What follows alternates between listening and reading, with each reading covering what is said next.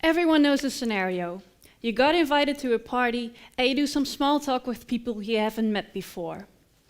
Often, one of the first questions to come up is, "So, what do you do for a living?" When I give my answer to that question, there generally are two types of reactions. The first one is, "That is so cool, I envy you, and you really do have a dream job." The second one, on the other hand, and recently more common, is, "That's terrible, you're an animal abuser." So, what do I do for a living? I'm a dolphin trainer. I spend my days taking care of 8 amazing individuals. So, as someone who is dedicating her life to taking care of animals, whose passion it is to make sure that they live the most fulfilling lives, and who would do anything to make sure that their well-being is ensured, it can be hard to hear that second response to the answer of being a dolphin trainer. It makes me think a lot about how people look upon the care of animals and their perceptions towards animals living in zoological facilities. When you look at the nature of humans, you can clearly see that we are social beings. We want to belong to a group, we want to fit in, and we want to be liked. That last one you can almost take literally when you look at social media. We live in an era where people do anything for likes. Likes on Facebook, likes on Twitter, likes on Instagram. One of the easiest ways to get likes is to get people to be emotional about something. And animals are the perfect fit for that. I experienced this firsthand. Focusing on dolphins living in a zoological setting is an easy way for the media and for organizations to get likes and responses from their followers and viewers, especially when you let the viewers get emotional. Unfortunately, we human beings tend to respond more extreme to negative news rather than to positive news. This fascinated me. I have personally seen a story being twisted just to get the audience to believe something that was very different from the reality. Knowing the true story and knowing how the animals I work with are actually being taken care of, and seeing how that reality got twisted into something very different, made me realize that social media can actually have a negative influence on the well-being of animals. Maybe it sounds strange, but let me try to explain. Imagine a group of professional animal caretakers doing what they have been studying to do for years. This group includes the caretakers themselves, of course, but also veterinarians and biologists. All of a sudden, a story that comes out in the media lets people behind their phones, tablets, and computers think that they know everything there is to know about the situation and spread the word about how wrong everything is, claiming that they are the experts. It's a strange thing, because when you think about it, are you also going to tell a cardiologist how to do his job, claiming you know better? Probably you don't. But when it comes down to animals, there generally are a lot more of emotions involved in people's opinions. A loud minority is spreading word about the mistreatment of animals in zoological settings based on emotions rather than facts.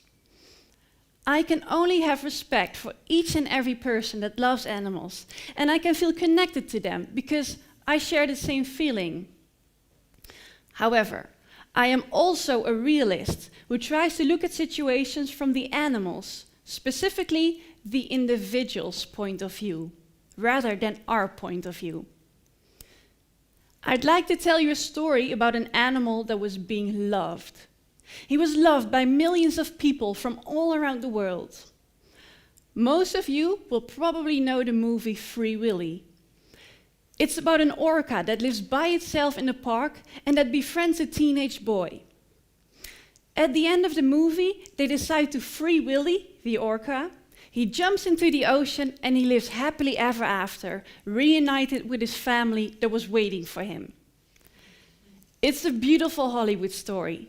But when the public found out that the reality was that orca, in real life named Keiko, was still living in that same park, they thought the best thing to do was to free him and reunite him with his family, just like in the movie.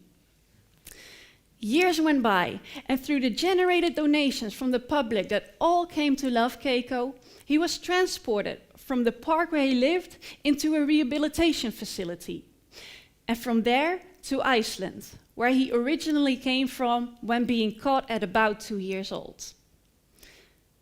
After a reintroduction program, Keiko was eventually released back into the wild, at that time being around 24 years old.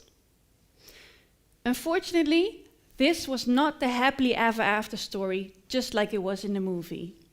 Keiko died within a year, alone.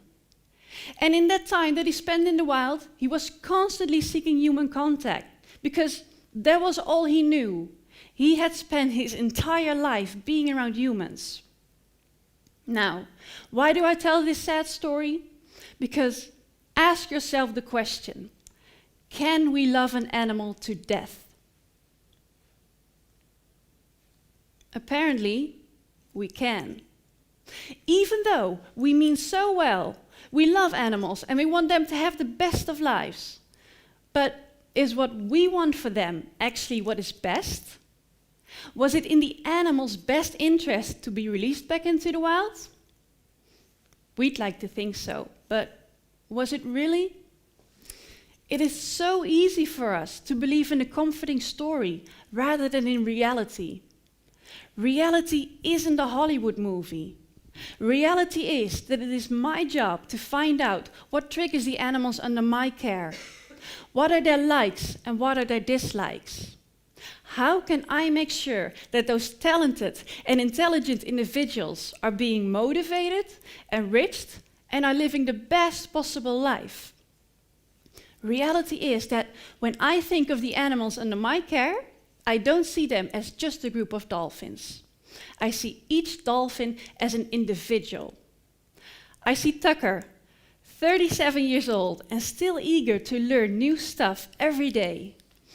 I see Tzalka, who prefers to stay in the background and who loves to collect all the leaves that he can find and show those to us caretakers. I see Nando, who tends to be a bit easygoing and observant, and so prefers to just eat and watch all day.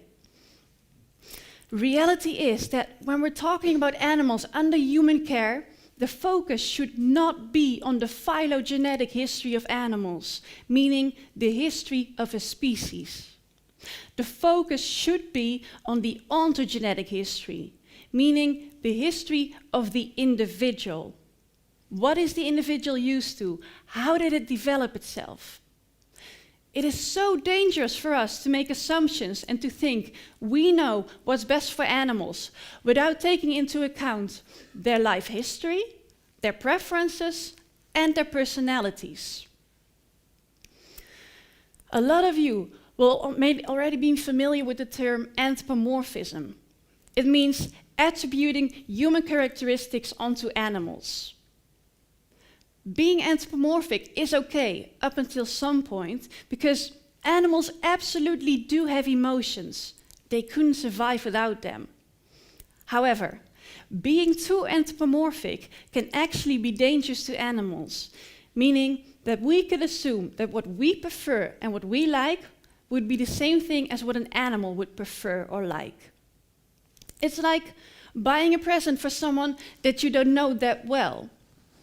You can buy something that you would like to get, but that doesn't mean that the person receiving it will like it as well, let alone thinking that what we like most would be the exact same thing as what an entire different species would like most. What also surprises me is that we, generally speaking, clearly prefer some type of animal species over others. We probably look for animals that we can relate to based on appearance or on intelligence.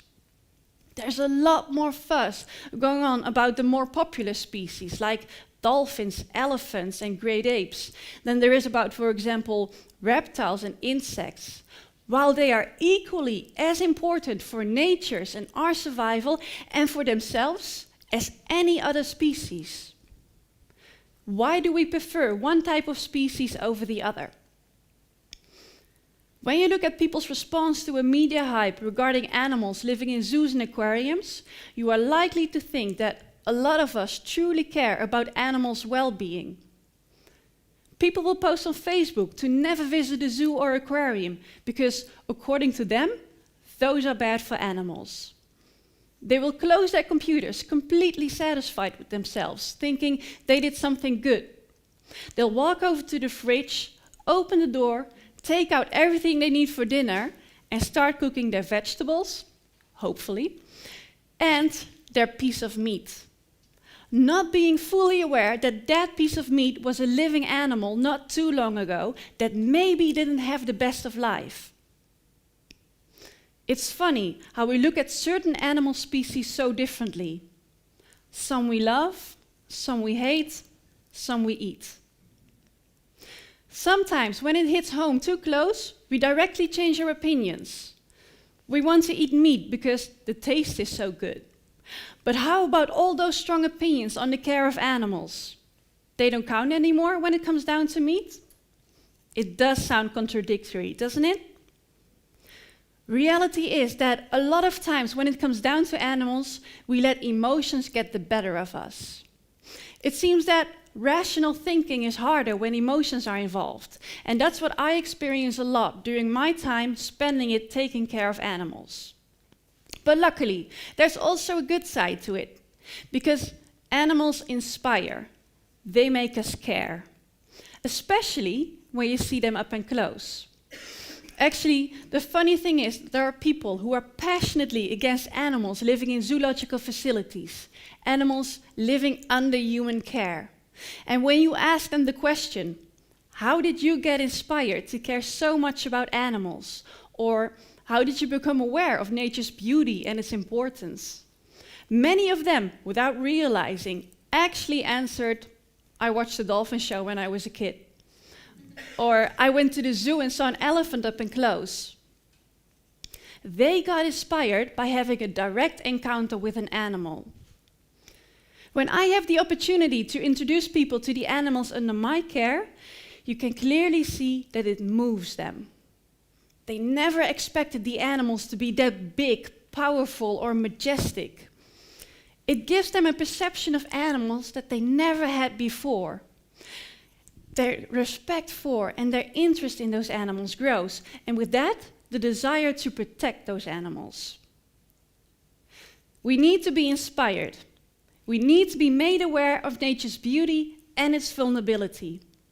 So much of what we know now about animals is because of zoos.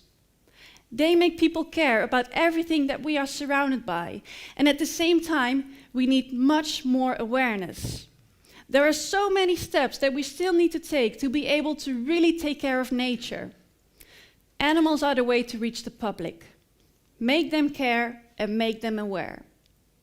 When living in a responsible and modern zoo with professional animal caretakers and the animals' well-being as a priority, zoo animals can be ambassadors for their wild counterparts.